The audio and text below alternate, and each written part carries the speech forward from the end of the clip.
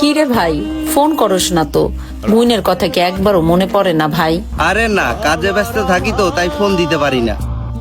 মনে আছে ভাই, আমার তুই ঘরে আইসা না দেখলে কি যে চিল্লাচিল্লি করতি, আমি তো তোর লেগে ঘরের বাইরেই যাইতে পারতাম না। সেই সময় তো ছোট ছিলাম, তোরে না দেখলে মাথা গরম হয়ে যেত আমার। ভাই, এখন তো আর দেখা হয় না, মাসে একবারও তুই কল দেস না। এখন কি আর বুইনে লেগে খারাপ লাগে না ভাই? বুইনেরে কেমনে ভুলা থাকস ভাই? আফা, একটু কল দিস ভাই, তোর লাইগা বুকের মধ্যে অনেক মায়া লাগে ভাই। তুই তো জানোস না তোরে আমি কত ভালোবাসি। তুই একটু কল দিলে আমার পড়ানটা একেবারে জুড়াই যায় ভাই। বোনের কথা মনে রাখিস, একটু কল দিস ভাই।